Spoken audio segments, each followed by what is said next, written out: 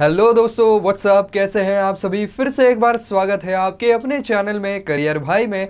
दोस्तों, आज हम यहाँ पर बात कर रहे हैं कि मर्चेंडाइजर की जॉब रिस्पॉन्सिबिलिटीज क्या क्या होती हैं, यानी कि उसको कौन से कार्यों का निर्वहन करना होता है। तो दोस्तों, इस सभी के बारे में तो बात करेंगे ही करेंगे, लेकिन दोस्तों आगे बढ़ने से पहले अगर आपने अब तक इस चैनल को सब्सक्राइब नहीं किया है तो दोस्तों इंतजार किस बात का है, चैनल को फटाफट सब्सक्राइब कर दीजिए।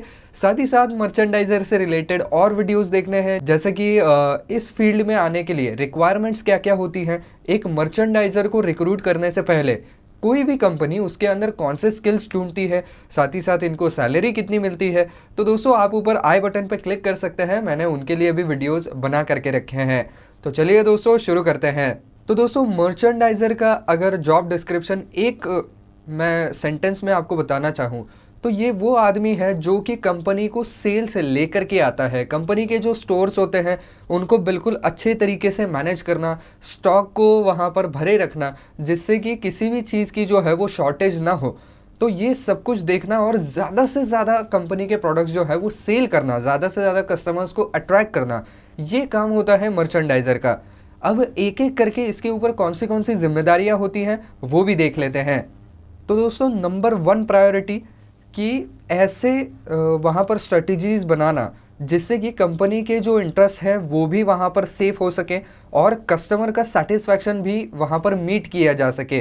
तो इसके बीच में बैलेंस बना करके रखना कि किस तरीके के ऑफर्स हम ला सकते हैं, किस तरीके के प्रोडक्ट्स हम ला सकते हैं, उनको किस तरीके से बेचा जाए, उनको पब्लिसाइज कैसे किया जाए जिससे कि कस्टमर भी सेटिस्फाई रहे और कंपनी के जो ऑब्जेक्टिव्स हैं वो भी वहाँ पर पूरे हो सके। इसके अलावा दोस्तों, जो सेल्स फिगर्स हैं, जो स्टॉक बचा हुआ है, आपके कस्टमर्स आपके प्रोडक्ट के बारे में क्या बोल रहे हैं, उनके रिव्यूज़ क्या आ रहे हैं, ये सब कुछ देखना, ये भी इनका काम होता है। और उसके हिसाब से जो है वो मार्केट में क्या ट्रेंड चल रहा है ये एंटिसिपेट करना और उसके हिसाब से सारा जो आपका माल है, जो आपका प्रोडक्ट है, उसको या तो स्टॉक करना या तो क्लियर आउट करना। तो जाहिर सी बात है कि कोई अगर प्रोडक्ट ज़्यादा बिक रहा है, कस्टमर के रेटिंग्स उसके लिए बहुत बढ़िया आ रहे हैं, तो आपको क्या इंश्योर करना होगा कि उसका स्टॉक जो है वो कंपनी के हर एक स्टोर में, या जो स्टोर आप मैनेज कर रहे हैं उनके अंदर उस प्रोडक्ट का जो स्टॉक है वो कहीं भी कम ना पड़े। इसके अलावा दोस्तों, कोलैबोरेटर्स, बायर्स, सप्लायर, डिस्ट्रीब्यूटर, इन सभी के साथ जो है वो तालमेल इनको बिठा के रखना पड़ता है। साथ ही साथ उनके साथ जो है वो नेगोशिएशंस भी करने पड़ते हैं। इसके अलावा कितने क्वांटिटीज़ में चाहिए और कितने टाइम में आप तक वो डिलीवरी पहुंचनी चाहिए, ये सभी का गणित भी इसी आदमी को वहाँ पर देखना पड़ता है। इसके अलावा दोस्तों, एक बहुत इम्पॉर्टेंट इनकी जिम्मेदारी ये होती है कि जो भी कोई प्रोडक्ट्स है इस तरीके से डिस्प्ले किया जाए जिससे कि आपके जो कस्टमर्स हैं वो ज़्यादा से ज़्यादा आपकी तरफ अट्रैक्ट हों, आपके सेल्स बढ़ जाएं। तो जैसा कि आपको पता है कि कोई भी कंपनी अगर कोई बेहतरीन प्रोडक्ट बनाती है तो आप उसको किस तरीके से लोगों के सामने रखते हैं, किस तरीके से उसको डिस्प्ले करते हैं, इसके ऊपर बहुत सी चीज़ें वहाँ पर डिपेंडेंट होती है। क्योंकि आपने देखा होगा कि कई कंपनियों की बहुत बढ़िया प्रोडक्ट है लेकिन उनको ठीक ढंग से डिस्प्ले नहीं किया जाता है, जिसकी वजह से वो बिकते नहीं हैं। कि जो भी कोई प्रोडक्ट है उसको स्टोर्स के अंदर इस तरीके से डिस्प्ले किया जाए जिससे कि लोग ज़्यादा से ज़्यादा अट्रैक्ट हो और उस प्रोडक्ट को खरीद लें। इसके अलावा दोस्तों, बड़ी बड़ी कंपनियां जो होती हैं उनके अपने शोरूम्स होते हैं बड़े बड़े शहरों में।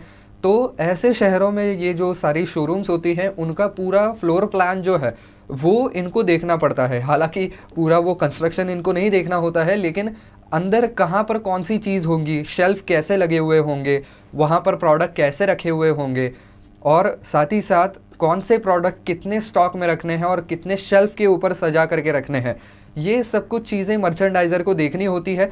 तो इस तरीके से उनको अरेंज करना है जिससे कि शोरूम में आने के बाद जहाँ पर नज़र पड़े उनकी, वहाँ पर आपके ही प्रोडक्ट दिखे। शोरूम में आने के बाद आदमी को जो है वो काफ़ी ज़्यादा फ्रेश लगे।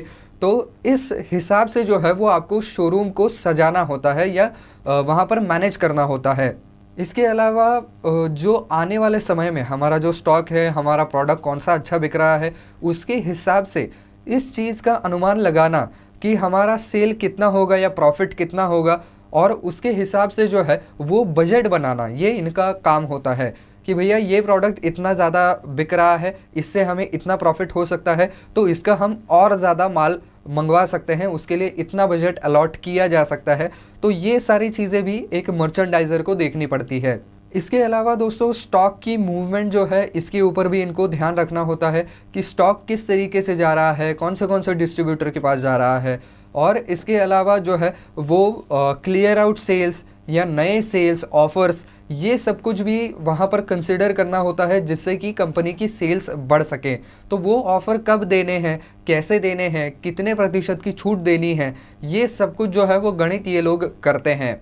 कई बार आपने देखा होगा कि बड़े बड़े स्टोर्स के अंदर एंड ऑफ सीज़न सेल या स्टॉक क्लियर आउट सेल लगता है, तो इसके अंदर जो पुराना स्टॉक है वो पूरा का पूरा वो बेच करके ख़त्म कर देते हैं, जिनके ऊपर अच्छी खासी छूट दे देते हैं जिससे कि वो स्टॉक जो है वो जल्दी बिक सके। तो ऐसा स्टॉक जनरली वो होता है जो ज़्यादा बिकता नहीं है। ये वो प्रोडक्ट्स होते हैं जो ज़्यादा बिकते नहीं हैं। जो प्रोडक्ट बिकते हैं उनका स्टॉक यहाँ पर इतना रहने की कोई ज़रूरत ही नहीं है। तो उस हिसाब से जो है वो उनको ऑफर्स वगैरह देने होते हैं। इसके अलावा दोस्तों कस्टमर्स के साथ एक अच्छा रैपो बना करके रखना, एक उनसे जो है वो अच्छे संबंध बना करके रखना, ये इनके लिए बहुत ज़्यादा ज़रूरी होता है। क्योंकि जो रेगुलर कस्टमर्स हैं वो कंपनी के बहुत सारे प्रोडक्ट आपके लिए ख़रीदते हैं, उनके थ्रू ही वहाँ पर माउथ पब्लिसिटी भी होती है और कंपनी का सेल बढ़ता है। तो इसकी वजह से कस्टमर के साथ अच्छे रिलेशंस बना करके रखना, या जो लोग बल्क में आपसे माल ख़रीदते हैं उनके साथ अच्छे रिलेशंस मेंटेन करके रखना, ये भी इनका काम होता है। और साथ ही साथ इंडस्ट्री के अंदर जो भी नए ट्रेंड्स चल रहे हैं, जो बेस्ट प्रैक्टिस है, उसके साथ अपने आप को अप टू डेट रखना, अपने आप को अपग्रेड करते रहना, ये भी इनका काम होता है। तो दोस्तों ये सारी जिम्मेदारियां जो है वो एक मर्चेंडाइजर उनका निर्वहन कर रहा होता है। तो आई होप दोस्तों आपको पता चल चुका होगा कि मर्चेंडाइजर आखिर क्या क्या काम करता है। तो दोस्तों अगर आपको ये वीडियो पसंद आया है, काम का लगा है, तो वीडियो को लाइक करना बिल्कुल ना भूलें।